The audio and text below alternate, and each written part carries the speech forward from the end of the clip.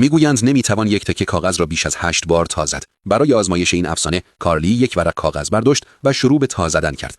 همانطور که انتظار میرفت تا رسیدن به بار هفتم اندازه کاغذ تقریباً به اندازه یک تلفن هوشمند شد و آنقدر ضخیم بود که دیگر نمیشد آن را تا زد.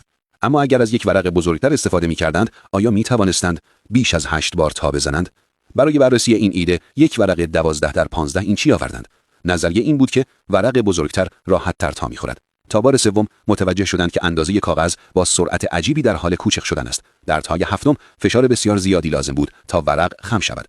برای تای هشتم مجبور شدند از ابزار استفاده کنند و با چکش آن را تا بزنند. در این نقطه به نظر می‌رسید افسانه درست است.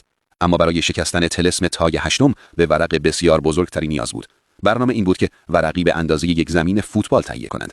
ساخت چنین ورقی 3 روز و 3 شب طول کشید تا سرانجام بزرگترین ورق کاغذ جهان آماده آزمایش نهایی شد. همه با احتیاط یک سمت کاغذ غول‌پیکر را بلند کردند و به سمت دیگر کشیدند. به دلیل اندازه عظیمش هر مرحله باید با دقت کامل انجام میشد. هر بار کاغذ دقیقاً در زاویه 90 درجه تا می‌خورد. در تای هفتم وزن کاغذ به طرز باور نکردنی زیاد شده بود. فقط یک تای دیگر باقی مانده بود تا افسانه شکسته شود. همانطور که انتظار میرفت، هرچه ورق بزرگتر باشد، تا زدن اولیه آسان‌تر است. افسانه رسما باطل شد، اما آنها در همینجا متوقف نشدند.